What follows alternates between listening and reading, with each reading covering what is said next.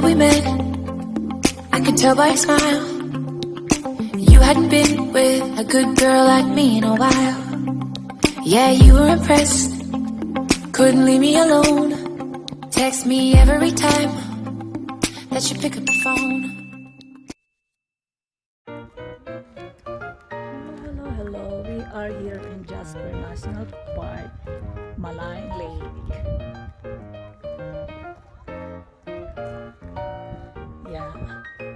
Yeah, let's go. We're going to cruise. We're going on a cruise ship on a Maligne Lake.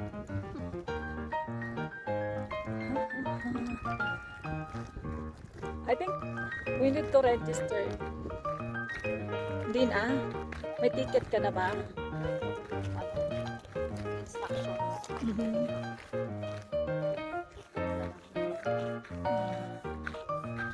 Ayun na. Ako magbobomba ka na. Baka pupunta ka muna doon. Magano ka?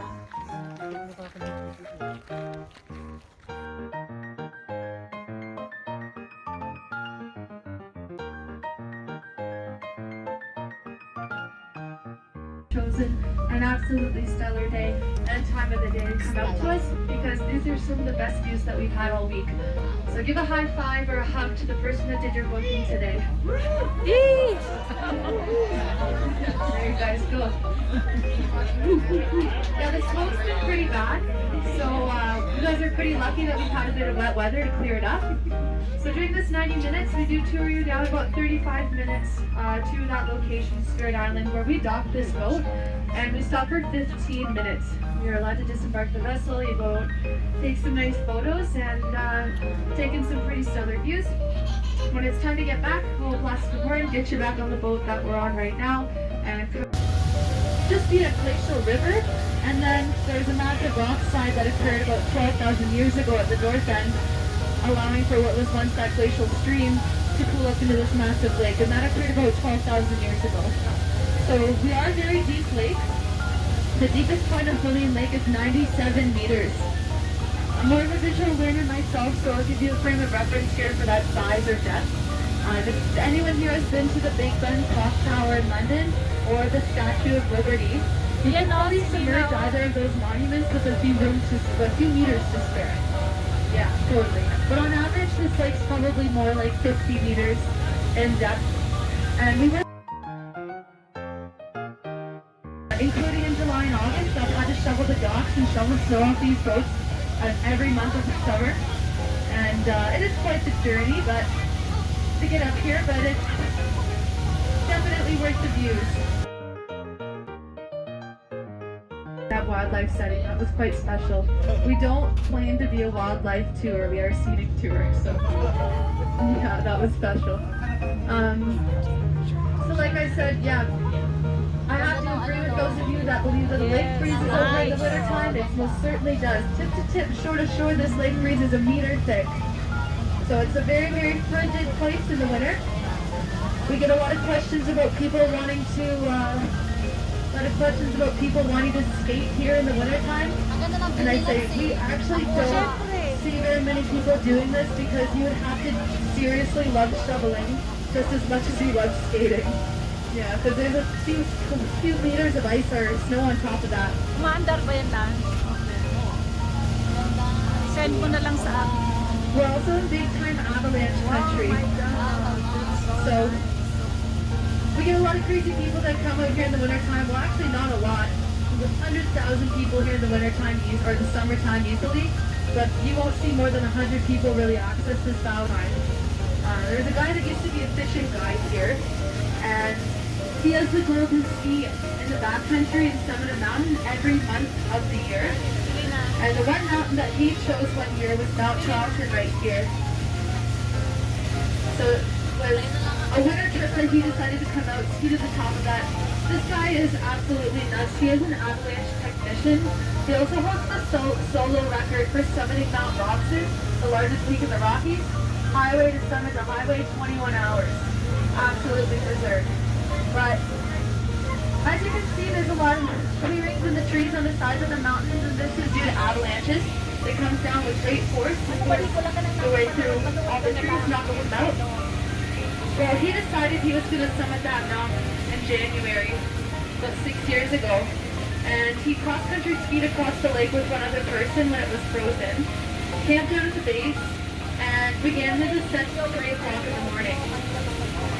So when he started getting up there, he had noticed a few risks in terms of the condition of the snow, but decided because he was an avalanche technician, he knew how to respond accordingly in a situation, so he carried on.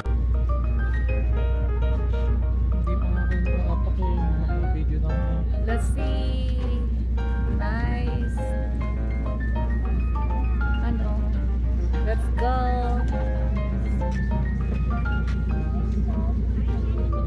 Thank you.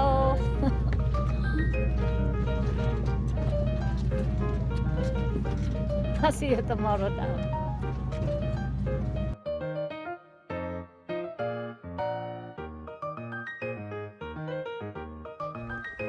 Nako, naka-reserve na yung upuan nila, no? Naka-reserve na yung upuan nila.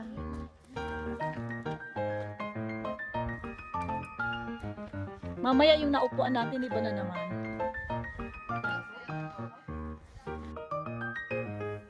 Hello, hello, hello. We are here in the Spirit Lake. Oh, it's a Spirit Island. What I mean is Spirit Island.